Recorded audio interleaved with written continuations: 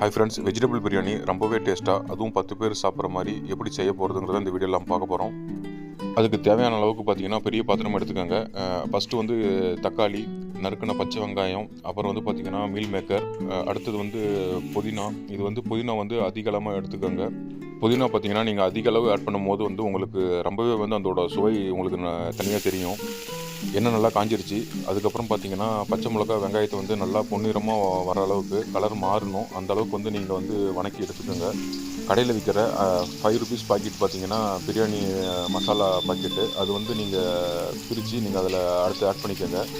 பச்சை வெங்காயம் நல்லா வந்து வதங்கிடுச்சு. அது கூடவே வந்து பிரியாணி இலையை போட்டு நல்லா மிக்ஸ் பண்ணி எடுத்துக்கோங்க. அடுத்து ஹோம்மேடாக ரெடி பண்ண இஞ்சி பூண்டு பேஸ்ட் வந்து நம்ம இதில் ஆட் பண்ணிக்கலாம். இஞ்சி பூண்டு பேஸ்ட் வந்து பார்த்திங்கன்னா வந்து நீங்கள் வீட்டிலே ரெடி பண்ணுறது தான் வந்து ஒரு டேஸ்ட்டே கொடுக்கும். கடையில் வாங்குறது கொஞ்சம் அந்தளவுக்கு இருக்காது.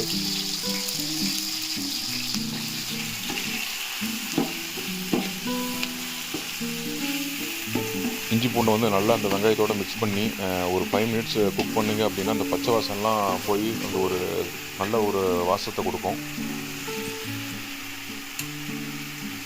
இஞ்சி பூண்டு பேஸ்ட்டு நல்லா வதங்கினதுக்கப்புறம் ரெடி பண்ணி வச்சுருக்கிற புதினா வந்து இஞ்சி பூண்டு பேஸ்ட்டோடையே ஆட் பண்ணி நல்லா ஒரு 2 மினிட்ஸ் வந்து நல்லா வதக்கி விடுங்க. அப்போ தான் வந்து அந்த புதினாவோட ஃப்ளேவர் ரொம்ப ஒரு வாசத்தை கொடுக்கும். பிரியாணி செய்கிறப்ப ஒரு நல்ல ஒரு இன்க்ரீடியன்ட்னு பார்த்திங்கன்னா அது வந்து புதினா மட்டும்தான். ஏன்னா அது ஒன்று தான் வந்து பார்த்திங்கன்னா வந்து ஒரு பிரியாணியோட லெவலே வந்து கொஞ்சம் அதிகப்படுத்தி ஒரு வாசத்தை வந்து கொடுக்கும். இப்போ எல்லாம் நல்லா வதங்கிருச்சு. தக்காளி வந்து இது கூடவே ஆட் பண்ணிப்போம். தக்காளி பார்த்திங்கன்னா வந்து நல்லா பெரிய சைஸாக இருக்கிற ஒரு 5 தக்காளி வந்து நல்லா நறுக்கி நல்லா வந்து இது கூடவே வந்து நல்லா சாறு வந்து இறங்குற அளவுக்கு நம்ம வந்து நல்லா வதக்கி எடுத்துக்கணும்.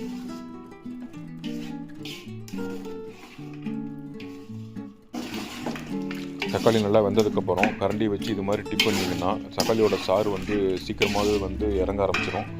அதுவாகவே சாறு வந்து இறங்குறதுக்கு ரொம்ப லேட் ஆகும். ஸோ நீங்கள் வந்து இந்த மாதிரி கரண்டி வச்சு டிப் பண்ணி எடுத்துக்கோங்க. அப்புறம் தேவையான அளவு வந்து உப்பு வந்து நீங்கள் ஆட் பண்ணிக்கோங்க. ஃபஸ்ட்டு வந்து நீங்கள் கொஞ்சம் கம்மியாகவே உப்பு ஆட் பண்ணுங்கள். ஏன்னா தண்ணியோட லெவல் ஊற்றுறதுக்கப்புறம் பார்த்திங்கன்னா கொஞ்சம் மாறும். ஸோ நீங்கள் தண்ணி ஊற்றுனதுக்கப்புறம் வந்து உப்போட லெவல் வந்து டேஸ்ட் எப்படி இருக்குன்னு பார்த்துட்டு அதுக்கேற்ப வந்து நீங்கள் ஆட் பண்ணிக்கோங்க. அடுத்து பார்த்திங்கன்னா நறுக்கி வச்சுருக்கிற பீன்ஸு, கேரட்டு, உருளைக்கிழங்கு வந்து நல்லா கழுவிட்டு குண்டால் ஆட் பண்ணிப்போம். இந்த கேரட்டு, பீன்ஸ் எல்லாம் வந்து நல்லா குக் ஆகிறதுக்கு கொஞ்சம் நேரம் எடுத்துக்கும். உருளைக்கிழங்குலாம் வந்து கொஞ்சம் இன்னமும் டைம் எடுத்துக்கும். ஸோ அதை வந்து சிறிதளவு தண்ணி ஊற்றிட்டு மட்டும் நீங்கள் வந்து நல்லா குக் பண்ணிக்கணும். ஸோ நீங்கள் முதல்லையே தண்ணி அதிகமாக ஊற்றிட்டிங்கன்னா தண்ணியோட அளவு வந்து கொதித்து வேகிறதுக்கு வந்து நிறைய டைம் எடுத்துக்கும். நீங்கள் சிறிதளவு தண்ணி ஊற்றியே வந்து ஃபஸ்ட்டு இந்த காயெல்லாம் வந்து குக் பண்ணிக்கோங்க. 1 டம்ளர் அரிசிக்கு 2 டம்ளர் தண்ணீர் வீதம் வந்து நீங்கள் அளந்து வந்து தண்ணி ஊற்றிக்கோங்க. 5 டம்ளர் போட்டிங்கன்னா 10 டம்ளர் தண்ணி ஊற்றிக்கோங்க. இப்போ தண்ணி ஊற்றி நல்லா கொதிக்க ஆரம்பிச்சிருச்சு. இப்போ அரிசியை போட்டுக்கலாம். கழுவுன அரிசியை போட்டதுக்கப்புறம் சுடு தண்ணியில் ரெடி பண்ணி வச்சுருக்கிற மீல் மேக்கரை அடுத்து வந்து நம்ம ஆட் பண்ணிப்போம். மீல் மேக்கர் பார்த்திங்கன்னா முதல்லே போட்டிங்க அப்படின்னா நல்லாவே வந்து குழஞ்சி வந்துடும். ஸோ நீங்கள் அரிசி போட்டதுக்கப்புறம் போடுங்க. ஃபைனலாக ரொம்பவே சுவையான வெஜ் பிரியாணி ரெடி ஆயிடுச்சு. நீங்களும் இது மாதிரி கண்டிப்பாக இந்த ஸ்டைலில் செஞ்சு பாருங்கள், உங்களுக்கு ரொம்பவே பிடிக்கும். 10 பேர் சாப்பிட்ற அளவுக்கு பெரிய குண்டாவில் நம்ம இந்த பிரியாணி ரெடி பண்ணியிருக்கிறோம்.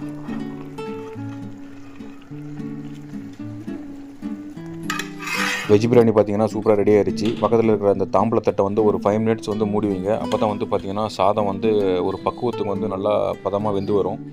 ஸோ இந்த வீடியோ உங்களுக்கு பிடிச்சிருந்துச்சின்னா மறக்காமல் லைக் பண்ணுங்கள். இதே மாதிரி நீங்களும் மறக்காமல் இந்த ஸ்டைலை செஞ்சு பாருங்கள். இந்த வீடியோ உங்களுக்கு பிடிச்சிருந்துச்சுன்னா லைக் பண்ணுங்கள், கமெண்ட் பண்ணுங்கள், மறக்காமல் நம்ம சேனலை சப்ஸ்கிரைப் பண்ணிக்கோங்க.